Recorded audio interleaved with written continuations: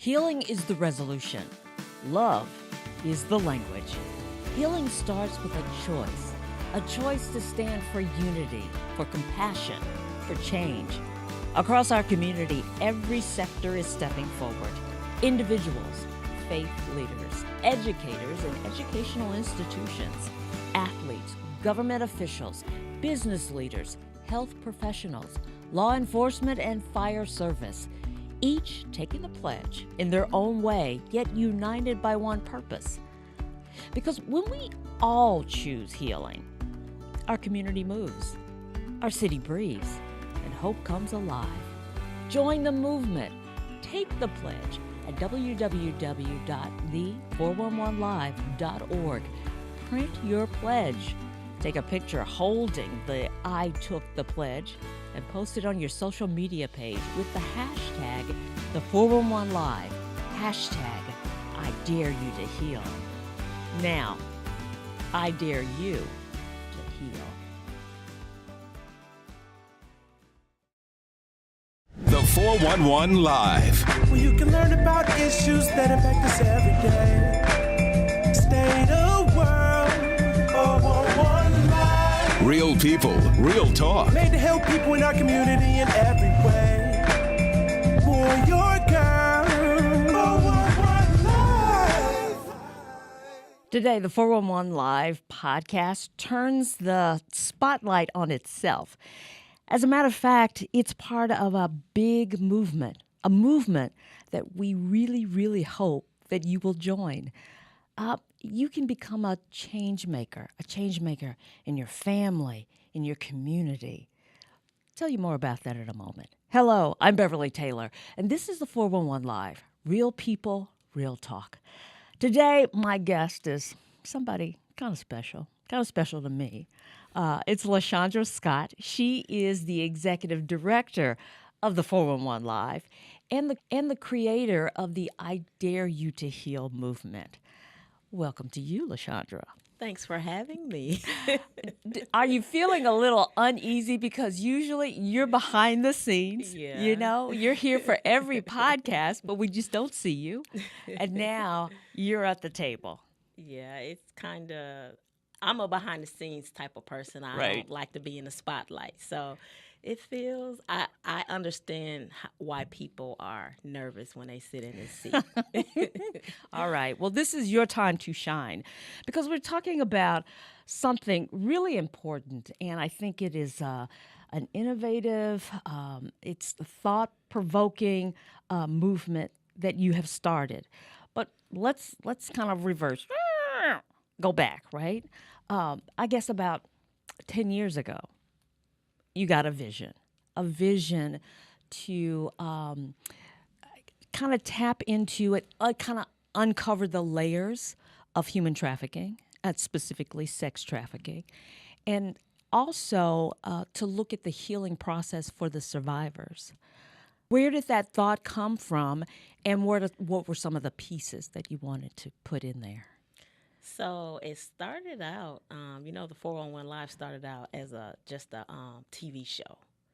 And then I talked to a philanthropist, and he said, you need to turn the 411 Live into a nonprofit, because I was doing nonprofit stuff. Mm-hmm. And so when we started doing subjects, I was looking for subjects, and I was working at 1290 WMCS at the time, and we had a board meeting, and a woman by the name of Martha Love came in there, and she brought Dana World Patterson in there. And they were talking about human trafficking. And I was like, human trafficking, what is that? And so she began to explain to me. And then the host at that time was like, we looked at each other and was like, we need to do a story on this. Right. And so as she began to tell us about human trafficking and how, it affects how traffickers capture the young ladies and then traffic them, and she was just going deep. And so then right then and there, I began to realize that this needs to be an ongoing topic. Mm-hmm. And to further and to get deeper and deeper down into human trafficking, the different layers of it. So we did the show. We actually No, we did one show on it. And so it premiered on TV. And then they started to take that one show all around the state to show it. And so it just human trafficking kind of just hit me. So then I decided to try to do a film on it. And so at that point, I realized that when you're interviewing a survivor, you can re-traumatize them by them continuously telling their story. And so as I was interviewing this survivor, I had to have a social worker with me, because at that time I was like, if she, have an episode, I wouldn't know what to do. Right. And so I need a social worker there to assist me just in case she do have an episode. And she had multiple episodes during the recording. And so I had to pause and then let her, gather herself, the social worker, calmed her down. And then she continued. And that right there shaped my whole understanding about when you interview people about a subject, if it's violence or any kind of traumatic event, that you need to see where they are. Are they ready to tell the story? Are they healed yet? And so that's when I started, mental health is really important. I figured out that the stories that I was doing with the 401 Live all centered kind of around mental health. And I was just like, you know what? That has to be our underlining initiative is mental health. And so then the I Dare You to Heal movement started in 2019. 2019. Okay. Okay. So, and when you did the movement, you had different elements in it, right? You had, you wanted to do the docuseries, right? And you wanted to do some workshops with hotel operators so they could identify traffickers that might be coming into their hotels and different things. So other kind of workshops too, right? That's when I approached you. So I was thinking about that because we were at a training, a call center training for, with the Super Bowl, like with any spectacular sporting event that usually involves some human trafficking going on surrounding it. And this organization, Convergence Resource Center, they were preparing for that, having a call center trying to connect with survivors, and rescuing some. We did. That was successful. Yeah. But we ended up sitting right next to each other. Yeah. And you started talking to me. Yeah. You know how you just sit and talk to yourself? You'd be like, man, I need to talk to her. I'm starting this podcast. I should ask her if she's interested. I should tell her what I'm doing. Maybe she'll be interested in being my host. And then I was like, nah, she ain't going to be interested. Ask her. And so I was just like, okay, I'm going to ask her. And then that's when I started talking to you. And that's when I started telling you about what I'm doing and my heart and where it's all at and what I'm doing with human trafficking. I don't believe in coincidences, my motto is see God in everything. Because around that time, I was just coming out of TV business. I was working at Fox 6 for 21 years, just leaving. But right at the end, I did several stories on sex trafficking. Wow. And I got 2 Emmy nominations for 2 of those stories. So I was already kind of in it. And then you mentioned this. And of course, you kind of knew that I was in it because I was at that training. Right. But it just all fit together. Yeah. So, and here we are, 5, 6 years later? Still doing it. Yeah. Okay. So when we started, we did 2, maybe 3 seasons focused strictly on human trafficking. Then the pandemic hit. We opened it. We talked a lot about the pandemic. And then we were like, let's just keep it open and just talk about different subjects, interesting people, interesting events, different things that are happening. And that's kind of where we are, too. But we still go back, and occasionally we're talking about what's happening with human trafficking.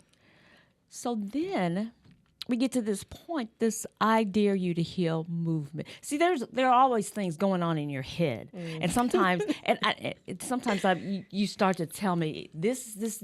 You know, it's just like this vision that's so big, and I'm like, okay, well, maybe we need to pull this back a little bit.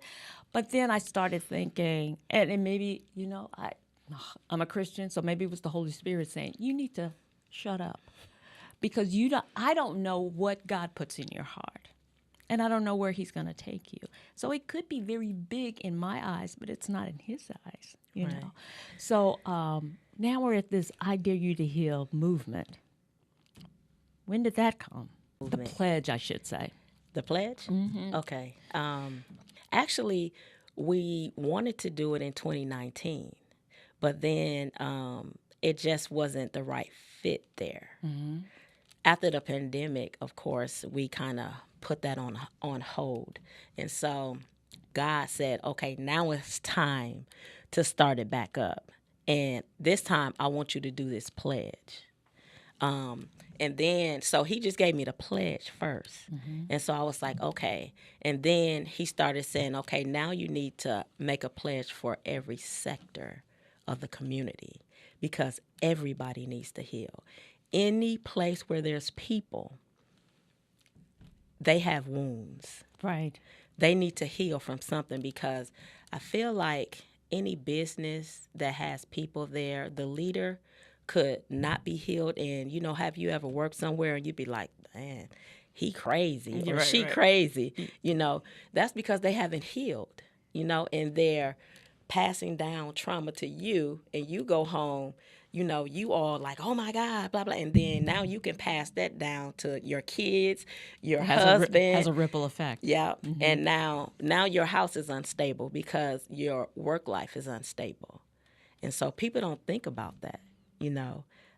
They don't think, a lot of people think, well, I'm okay, you know, but you study arguing with your spouse or your kids. That's some kind of wound there. That's not healed. Right. That's not healed. Yeah. And so a lot of people don't think of it that way. So you have 9 pledges. Yes. So one's personal, and then you have it, and let's see, where did I write? So there's like faith-based leaders and institutions, educators and educational institutions, government officials, sports institutions and coaches, athletes, business leaders, health professionals, and police and fire. Mm-hmm. You know, if you're a police officer, you go to the police and fire law enforcement area, hit that one, and there's your pledge. Yep. And then somebody in healthcare will hit that healthcare, and there's their pledge. Yep. Okay. Yep. Okay. You want me to read a pledge? Yeah. Let me see. I'll do the personal pledge. So it says, "I dare to look into the faces of those I do not know, different in race, faith, language, or story, and recognize the same human light that lives within us all.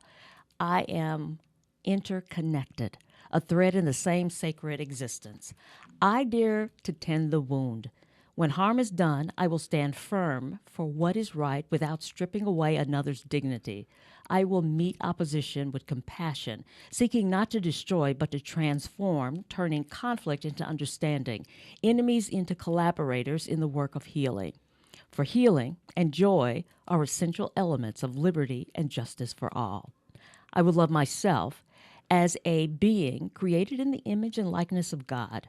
I honor my own limits and tend my own wounds, knowing that self-care is not selfish, but the wellspring from which all other loves flow. I will normalize therapy, reflection, and rest, and worship, celebrating every step I take toward wholeness. In loving myself, I become a stronger vessel for loving my neighbors. I will heal individually and with others, breaking cycles of trauma, dismantling division, and envisioning communities where all are accepted, included, and cared for. With love as my compass and healing as my work, I commit my hands, my heart, and my hope to building a world where no one stands outside the circle. In humility, in courage, and in steadfast commitment, I stand in unity, love, and justice for all. I dare you to heal. That's the personal pledge. Yes. And that's what we're asking people to take. Yes, yes. We're asking people to take the personal pledge. One, because the whole entire movement is about first loving yourself, taking care of your mental health. That's the personal pledge. Then, love across differences. Now you're going into the community, right? And you're going to work or so. You have a difference. You're black, you're white, you're Hispanic, you know, you're LGBTQ, whatever. How about they have a difference? Their difference is different than yours. It may be a cultural difference. Is different, but we can love across differences and be united. That's the third thing. Let's promote unity instead of division, right? Mm-hmm. And so that's the whole, I would say, the overall arching movement is those three things. Because first you have to take care of yourself first. And often a lot of people go and say, okay, I'm going to help other people, but you're not helping yourself. How can you help that person fully become a whole person if you're not? If you're broken. Right. Hurt people hurt people. And again, I am talking with LaShondra Scott, the executive director of the 401 Live and the creator of the I Dare You to Heal movement. We're going to take a short break, and when we come back, we will continue our conversation. Life's daily battles are not meant to be fought alone. Cloud, you okay? Because checking in on a friend can create a safe space. Reach out to a friend about their mental health. Seize the awkward. It's totally worth it. Hear that? That's the sound of your life. Perfectly imperfect. But every time you drive after drinking, the music gets drowned out. Your life sounds pretty great. Don't let a buzz ruin it. Buzzed driving is drunk driving. Don't drive buzzed. Welcome back to the 411 Live. My guest again is the incomparable LaShondra Scott. All right. So when you talk about dare, I dare you to heal. When you say dare, when you dare someone to heal, what are you daring them to confront or embrace? So first of all, I'm challenging them when I dare them to look at themselves and see if is there anything about me that I need to heal from. So in other words, them that they need to heal from. And sometimes they be like, I'm fine, but they don't understand that you, like I said earlier, you about to go home now and fight with your spouse or fight with your kids or something, or you're just coming from work and you just had a bad day. So I challenge people to look at yourself, and when you're having a conversation and you get upset with that person, what triggered that? Yeah. And I'm in that conflict resolution space because I'm a mediator now, and I talk to the clients about you can have those issues up top, that conflict, it's up here, but then we have to look at what's down underneath. There's personalities, there's unmet needs, there are childhood traumas, there, all of these things. And you talk about triggers because sometimes stuff will bubble up that we thought we had dealt with years ago. Right. That's not a problem. I dealt with that a long time ago. And then something will happen and that stuff bubbles up. And you're like, well, where'd that come from? Where did that come from? So, yeah, I get that. Yeah, it's a lot. And even being a business owner. Yeah. A lot of those traumas come up. A lot of those wounds come up. Like me being a business owner. So I had to actually heal myself. I didn't realize that I had wounds. I didn't even know what they was called. I didn't know about the inner child. When you start going through that healing process, you learn these things. And then as you heal, you can start to identify them in others. And then you know how to deal with them because of you recognizing what they're going through, and you've probably went through that and you've healed from it. And so now you know how to address them properly. Or you know how to say, okay, I'm going to talk to you later. I'll talk to you tomorrow. Or you just say, okay, I decide not to have this conversation, and then you just keep it moving. Right. But that's a way, that's setting your boundaries. Yeah. Right? And as you heal, you understand that you need to set boundaries, right? Mm-hmm. And so as a business owner, I had trust, well, I still have a little bit of trust issues. Right. But I understand now where that come from. And so I took that into my business, and I had to realize that I can't do this business by myself. How am I going to grow it? Mm-hmm. I have to trust people. I have to trust people with my equipment. I have to trust them, giving them a key. That was a big deal for me to give somebody a key. Yeah. Because you're like, oh my God, this is my stuff. I don't want nothing to happen to it. But, stuff is going to happen. In order to grow, you're going to have to trust people. Yeah, that's true. That's true. Yeah. Yeah, I think that's a biggie. That's a biggie for most people. You know what I mean? Yeah. Because that's a biggie for me as well. Mm-hmm. Because, and I always thought, I labeled it as being cautious. Being cautious. And there's nothing wrong with being cautious. Right. But it's like, to what degree are you extending that? Right. You know? Exactly. Yeah. Exactly. Yeah. So when we talk about love, courage, restoration, how does that show up on that everyday level for folks? So love, I feel like in order to help someone, you have to love something that they're doing in order to help them, right? And so that's how you love, right? And what was the other one? Courage. Courage. You have to get up courage in order to help somebody, right? So that's the easy one, you know? You see them in need and you don't know that person, right? And so let's say that they are culturally different than you are, right? And you've listened to the media and all of this stuff. You have to get up the courage. First, you got to love enough to help them, right? And then you have to get up the courage to go and create the action. I call that hope in motion. Okay. Right? How about restoration? Restoration. So after you help the person, what kind of feeling do you feel?